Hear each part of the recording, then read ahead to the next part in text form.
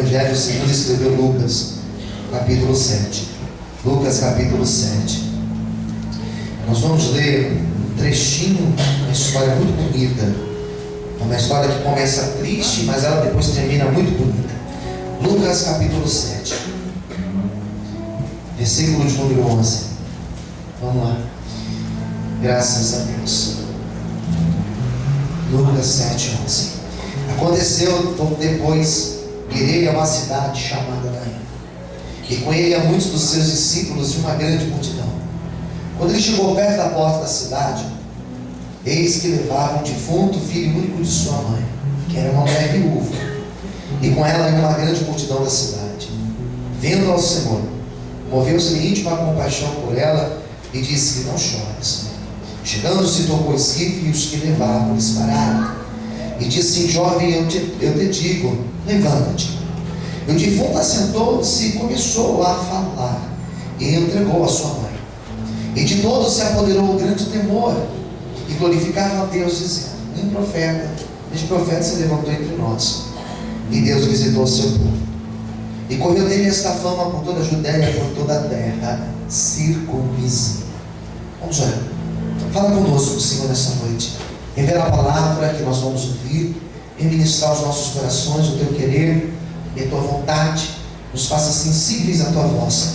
É o que eu te peço e te agradeço, em nome de Jesus. Amém. Vamos aplaudir o Senhor bem forte na vida. Amém, queridos? Praticamente a semana inteira eu fico com essa palavra no meu coração. Acontece isso às vezes comigo, de uma palavra ficar no meu coração, e por mais que eu tente pensar em outros textos, por mais que eu tente buscar outras palavras, outras inspirações para ministrar, é incrível como tem algumas palavras que elas ficam ali no meu coração. Parece que o negócio fica batendo, fazendo o coração até pulsar mais forte. Essa passagem ela é triste no começo, como eu já disse. Ela começa triste, porém ela termina bem, porque ela fala da realidade da vida. Essa mensagem fala de uma mulher que perdeu filho. Essa passagem ela fala de um acidente que aconteceu no meio de um caminho. Para uma mãe enterrar um filho é sinal que houve um acidente. Se nós formos pensar pela realidade da vida, o certo é o filho enterrar a mãe e o pai. Porque se morreu antes, alguma coisa aconteceu, uma doença, um acidente, sei lá, alguma coisa aconteceu. O filho que perde o pai, ele fica órfão, mas o pai que perde o filho, ou a mãe que perde o filho, não tem nem nome, se tem, eu não conheço. Porque não é o certo isso acontecer. Então essa palavra ela fala da vida, porque ela fala de situações que acontecem na nossa vida, os acidentes da nossa vida, os negócios que acontecem que a gente não sabe por que aconteceu. São problemas que surgem, são situações que surgem, e ela nos pega e nós falamos: e agora? Né? Então esse texto ele fala de uma realidade. Sabe que o homem, a mulher, nós sofremos por causa da morte. Porque nós sabemos, nós temos consciência que nós somos finitos. Nós sabemos que um dia nós vamos morrer. Nós já nascemos com essa certeza. A única certeza da vida é que um dia nós morreremos. E nós temos várias pessoas que vivem traumas na vida por conta disso. Então ele vive mal a sua vida por conta disso. Existe um pensador alemão chamado Heidegger. Ele fala que nós somos um ser para a morte. Não é que nós vivemos, nós morremos a cada dia. A contagem regressiva. É um negócio bem triste, mas é a realidade. E a realidade da morte nós teremos que enfrentar um dia. Um dia ainda nós choraremos no pé de um caixão. Um dia ainda nós perderemos alguém muito querido, e nós vamos chegar ao ponto de falar: Deus, e o que eu faço? ser essa pessoa. Um dia ainda nós viveremos nessa situação de perder alguém próximo a nós. E eu não estou aqui jogando praga em ninguém, eu estou aqui falando de uma realidade da vida. Essa mulher aqui da passagem que nós acabamos de ler, essa mulher, ela tinha perdido o marido. Ela era uma mulher viúva. Por isso que ela é chamada de a viúva de Naim. E ser viúva nessa época era uma classe. Era uma classe. Existia a classe dos excluídos. Sabe o que é a classe dos excluídos? Aqueles que são rejeitados, socialmente dizendo. E a mulher viúva fazia parte dessa classe de excluídos. Quem eram os excluídos nesta época? Sabe quem eram os excluídos? As mulheres viúvas, os leprosos, eles também eram excluídos. Aqueles que tinham uma deficiência física, eles também eram excluídos pela sociedade. Aqueles que não eram judeus, eles eram excluídos pela sociedade. Os samaritanos, eles eram excluídos. Essa mulher fazia parte de um grupo de excluídos, de marginalizados. E eu começo a entender que Jesus, ele sempre se deu bem com excluídos. Ele sempre se deu bem com aqueles que eram marginais. Marginais no sentido, eles estavam às margens da sociedade. Jesus sempre se deu bem com eles. Curou leproso, conversou, dialogou com uma mulher que era prostituta, a mulher samaritana. E daí então ele começou uma obra de ministério, começou na vida dela. Então ele não tinha problema de andar com viúvas, ele não tinha problema de andar com mulheres, ele não tinha problema de andar com marginais, ele não tinha problema de andar com pessoas que tinham problemas anteriores. Não, ele não tinha problema. Ele foi crucificado no meio de 2 ladrões. E diz a Bíblia que aquele que se converteu na cruz, ele entrou no paraíso com o Senhor naquele dia. Ou seja, o nosso Jesus, ele não faz acepção de pessoas. Não importa se você nasceu numa família de classe média, ou se você nasceu numa família pobre. Não importa se você é branco ou se você é negro. Não importa se você é rico ou se você é uma pessoa miserável. Não importa se você é uma pessoa que nasceu no berço cristão ou você é uma pessoa pecadora como eu também sou. Não importa se a tua família te batizou na igreja ou se a tua família te levou para um terreno e te deu banho de pipoca no terreno. Não importa. O Senhor, ele te escolheu, ele não te rejeitou. E é por isso que eu e você estamos aqui nessa noite na presença dele. Quantos podem aplaudir e glorificar esse Deus que não faz acepção de pessoas, não rejeita, não exclui. Queridos, Jesus, antes dele se encontrar com essa mulher, ele estava perto de um lugar chamado Cafarnaum. E esse lugar, o nome de Cafarnaum, existia um centurião, um homem responsável por 100 soldados, um grupo de soldados. E um dos seus servos estava enfermo em sua casa. E esse centurião, ele chegou para Jesus e pediu ajuda. Ele mandou um recado para Jesus, dizendo que ele precisava que o Senhor intercedesse por um dos seus servos que estava enfermo. E Jesus não foi na casa desse homem. Jesus levantou a mão e falou assim: então declaro que ele está curado. E diz a Bíblia que no mesmo instante aquele homem foi curado. Você crê que a oração tem poder? Pergunte para o teu vizinho: você crê que a tua oração tem poder? Diga assim para ele: Jesus vai visitar alguém aqui nessa noite, que você está orando. Diga para ele, amém? Você que está orando aí por alguém lá no seu trabalho, na sua casa, alguém que você deixou, não se preocupe, o Senhor vai visitar essa pessoa nesta noite, em nome de Jesus. Vamos aplaudir e exaltar bem forte a Deus, aleluia!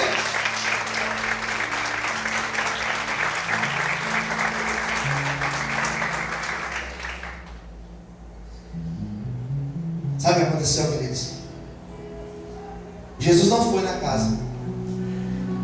Então ele começou a percorrer um caminho de uns 35, 38 quilômetros. E nesse caminho, diz a Bíblia, que eles estavam felizes. Por que eles estavam felizes? Pela cura que o Senhor tinha feito. Quem entendeu? Diga amém. estavam todos felizes por causa dessa cura, comemorando essa vitória. E de repente eles foram caminhando, comemorando a bênção, 35 quilômetros caminhando. E quando eles estavam passando na frente da cidade chamada Naim, uma outra multidão lá de dentro saía da cidade.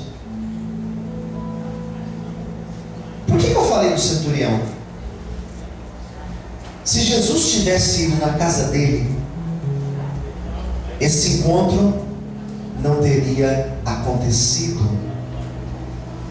Se Jesus, ao invés de liberar uma palavra para o centurião, o servo do centurião, se ao invés de ele enviar uma palavra, ele fosse até lá para orar por ele, ele não teria encontrado com essa mulher e nada. Essa passagem não estaria na Bíblia.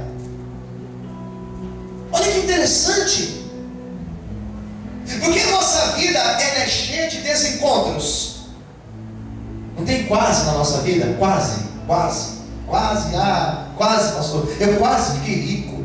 Quase ganhei no jogo do bicho hoje. Quase um número não ganhei. Quase ganhei na telecena. Quase ganhei não sei o quê. Quase aconteceu. Quase consegui aquela vaga. Eu quase consegui aquele namorado. Eu quase consegui casar. Eu quase consegui aquela bênção. Quase consegui aquela promoção. Eu quase consegui aquela outra situação na minha vida. Sabe por que foi quase? Porque não era de Deus. Porque o que é de Deus acontece na nossa vida. O que Deus tem preparado para nós, isso vai acontecer. Não vai ser quase, mas vai acontecer na tua vida no momento certo e na hora certa. Quem crê nisso, glorifique e exalte a Deus bem forte, aleluia. Com Deus não tem quase. Amém, queridos? Então tudo foi caminhando. Eles daqui e dali, foi caminhando, e eles se encontraram. Eles estavam felizes, comemorando uma vitória. Repita comigo, eles estavam comemorando uma vitória. Existe um perigo em comemorar vitórias. Você sabia? Diga para o outro irmão do lado, existe um perigo de comemorar vitórias. Rodrigo, existe um perigo de comemorar vitórias. Sabe por que existe um perigo? Porque geralmente quando nós recebemos uma grande vitória,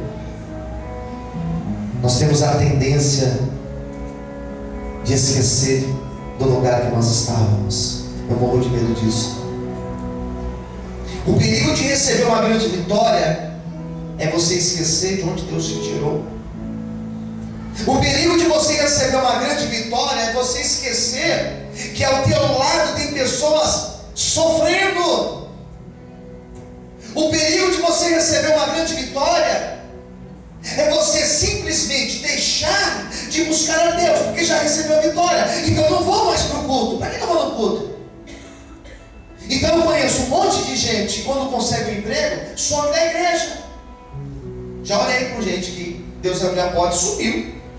Arrumou um namorado, subiu.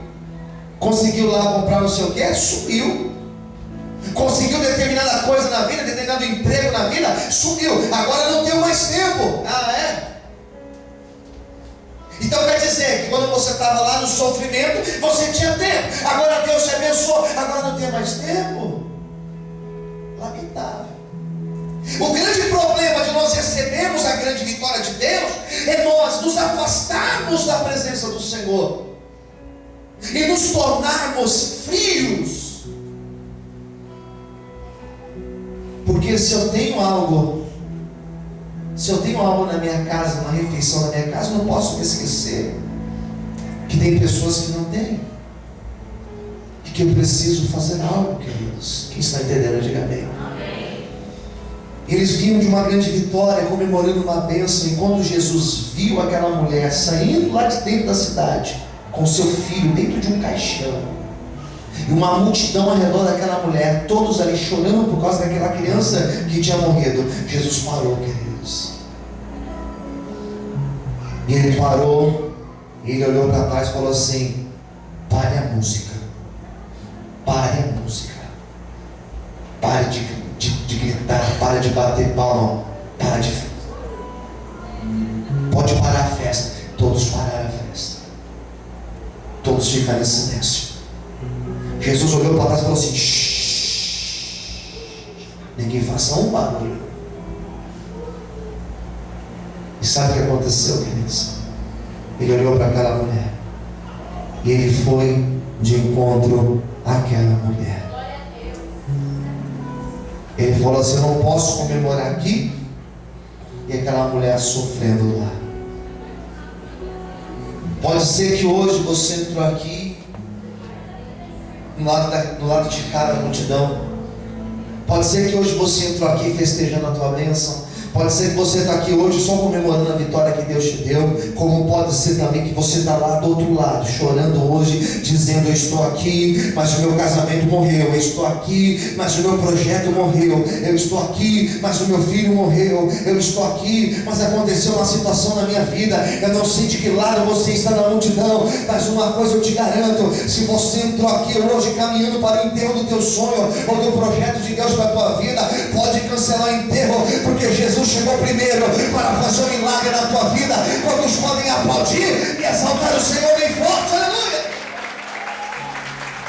Você pode aplaudir o Senhor, você pode glorificar a Deus. Ele se aproximou daquela mulher, e tem um trecho desse texto, eu vou ler com você mais uma vez. Olha o que vai dizer nesse texto novamente, versículo 13, olha o que diz. Versículo 13, pega a Bíblia. E vendo-a o Senhor, moveu-se de íntima compaixão por ela, e ele disse: não chores. Ele teve íntima compaixão por ela. Em outras palavras, ele sentiu o que ela estava sentindo. Quem entendeu, diga amém. Ele sentiu a dor e o sofrimento daquela mulher. Às vezes nós falamos essa expressão: eu sei o que você está passando. E nós falamos isso porque nós já passamos por alguma coisa parecida. Não é verdade? Quem concorda, diga amém. Estou vendo gente se abraçando assim. Vocês estão com frio? Quer que diminua o ar? Diminua o ar, filho, faz favor. Diminui o ar, senão as irmãs vão começar a espirrar aí. Eu vou ter que orar para Jesus curar depois do culto. Amém? Dá uma diminuída, por favor. Amém? Então nós falamos para mim: eu sei o que você está passando. Nós falamos isso porque já passamos algo parecido. Eu sei o que é ficar desempregado. Eu sei o que é ficar doente. Eu sei o que é passar tal situação. Eu sei o que é ficar sozinho no deserto. Eu sei o que é ser roubado. Eu sei o que é você chegar na tua casa e ver a tua casa toda virada. Eu sei o que é passar por isso. Eu sei o que é perder um ente querido. Eu sei o que é isso, eu sei o que é aquilo. Mas na verdade nós não sabemos. Nós imaginamos, mas nós não sabemos. Porque nós não somos iguais. Por mais que as nossas lutas sejam parecidas, nós somos diferentes. Porém, quando o Senhor, a Bíblia vai falar que ele se moveu de íntima compaixão, diz a Bíblia que ele sentiu e percebeu o que estava lá no coração dela. O que me fascina nesse texto, e aqui entre o meu lado como pregador, o que me fascina nesse texto, o que mais me chama a atenção nesse texto, não foi o fato dele ressuscitar, porque ele ressuscitou um monte de gente. O que mais me fascina nesse texto não é o fato dele chegar para aquele menino e mandar aquele menino levantar e o menino levantar, não, queridos. O que mais me fascina nesse texto é saber que esse Jesus aqui da passagem, ele é o Criador dos céus e da terra. Foi ele que criou todas as coisas, foi ele que criou a natureza, foi ele que criou o homem, foi ele que criou o jardim do Éden, foi ele que criou toda a humanidade. E mesmo ele sendo Deus Criador, um Deus tão grande, um Deus tão glorioso, mesmo assim ele se preocupou com uma mulher que era viúva, uma mulher que era excluída. Em outras palavras, o Jesus que eu estou pregando nessa noite é um Jesus que criou todas as coisas, mas ele se preocupa quando eu estou triste, ele se preocupa quando eu entro por esta porta, ele vem entrando de cabeça baixa, ele se preocupa quando você levanta de manhã e você fala: eu acho que eu vou desistir. Ele se preocupa quando você chega de madrugada e você perde o sono e você começa a andar de um lado para o outro no seu quarto e você fala: eu acho que eu vou jogar tudo para o alto. Ele se preocupa com você, ele se preocupa com a tua vida, Ele se preocupa com a tua situação, Ele sente aquilo que você está sentindo, e nesta noite Ele está olhando para você com olhar de misericórdia e paz. Quantos pode glorificar e aplaudir esse Deus bem forte? Aleluia! Você pode aplaudir o Senhor. Ele me entende, Ele te entende, Ele conhece você, Ele conhece a tua estrutura, Ele conhece a tua condição. Ele falou assim: eu preciso fazer alguma coisa por ela. Ela não vai aguentar. Diga para quem está ao seu lado, Ele sabe até onde você aguenta. Sabe o que Jesus falou para aquela mulher? Sabe o que Jesus falou? Essa mulher vai enlouquecer. Eu vou ajudar essa mulher. Ele chegou perto dela e falou assim: ô filha, não chora mais. Ele estava com vontade de chorar, queridos. Já sentiu vontade de chorar quando você veio aqui chorando? Eu sempre fui tão duro para chorar, irmãos, mas hoje em dia, às vezes assistindo o jornal eu choro de ver algumas coisas. Eu falo: meu Deus, isso aqui é quase impossível não chorar de algumas coisas que a gente vê na televisão. Ele chegou perto dela e falou assim: filha, não chora não, filha. Ele chegou assim nela, colocou a mão no rosto dela, enxugou as lágrimas dela. Não chora mais não, filha. Você não precisa chorar mais não. Eu estou aqui para te ajudar. Fecha os teus olhos nessa noite, fecha os teus olhos. Jesus hoje Ele está te segurando na tua mão, Ele está segurando na tua mão, Ele está te dizendo assim: filho, não precisa chorar mais não, filho. Ele está dizendo assim: filha, não precisa chorar não, ninguém te entende, ninguém te preocupa, mas eu estou aqui com você para te dizer que a vitória está chegando, que a bênção está chegando. Pode parar de chorar, o choro pode ter durado a noite inteira, mas agora a alegria chegou na tua vida. É o tempo de você cantar, filha, filho, é tempo de você cantar, diz o Senhor para você nessa noite. Você pode aplaudir e exaltar a Deus, aleluia. Você pode aplaudir o Senhor, amém, queridos. Depois que ele enxugou as lágrimas dela, depois que ele limpou o rostinho da mulher, da viúva, ele pôs a mão no caixão. Ele coloca a mão no caixão. E você sabe que não pode se parar um funeral. Você é multado se você entrar no meio de um funeral, no trânsito. Ele parou, colocou a mão assim, e aqueles que estavam conduzindo, eles travaram naquela hora, eles não conseguiram caminhar mais, eles pararam.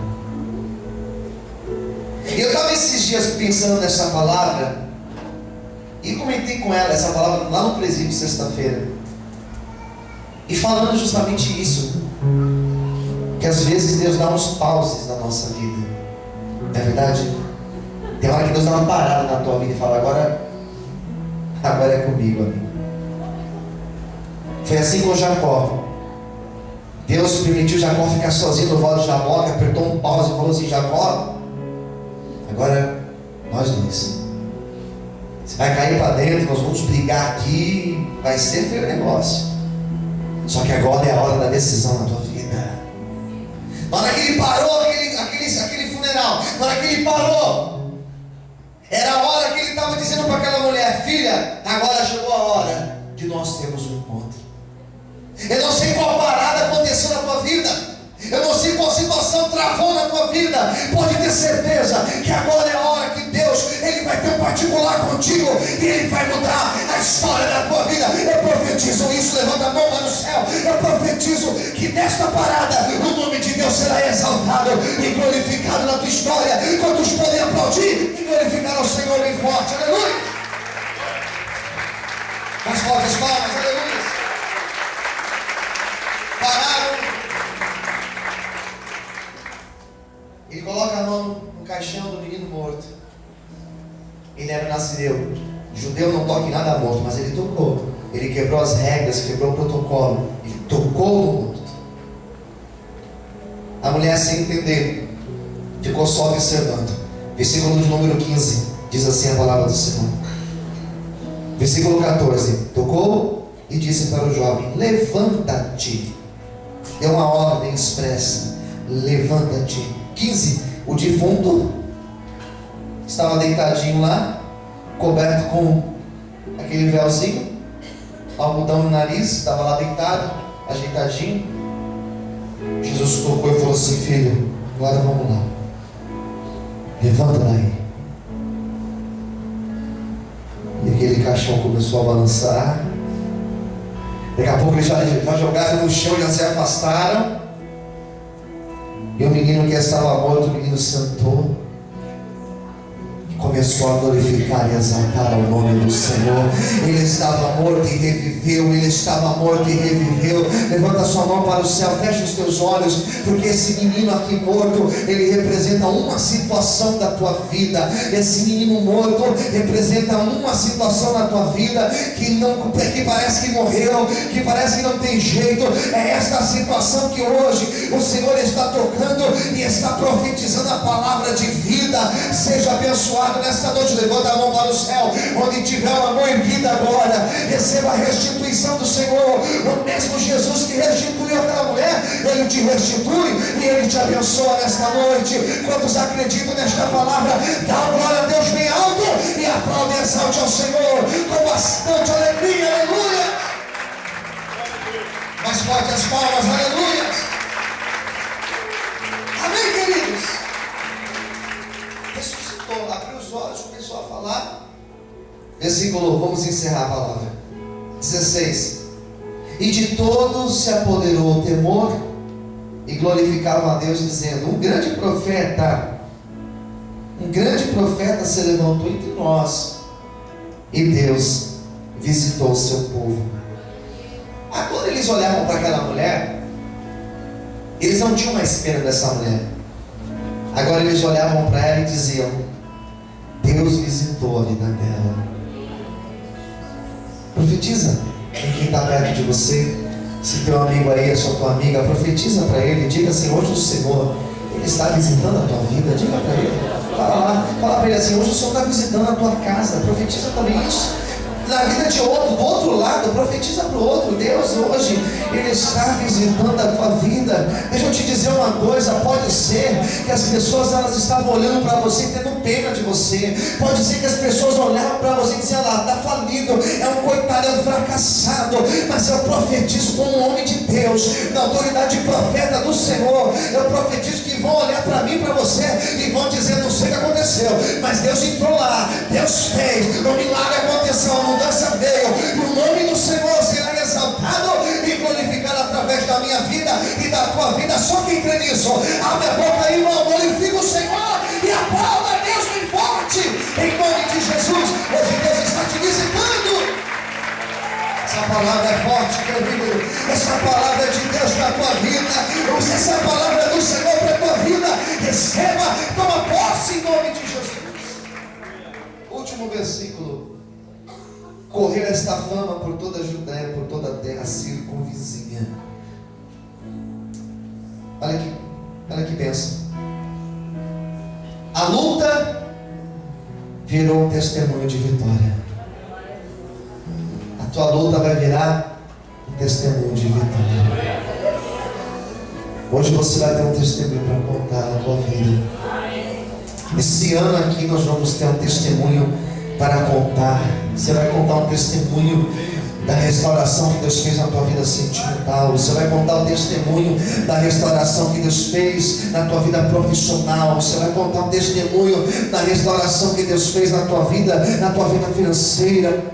Contar um testemunho da restauração que Deus fez na tua família. Você vai contar um testemunho da restauração que Deus fez da saúde tua, da saúde de alguém que você estava orando. Está chegando o dia de você vir aqui na frente testemunhar a tua vitória. Diz o Senhor para você nessa noite. Quantos pode glorificar a Deus e aplaudir ao Senhor bem forte? Aleluia.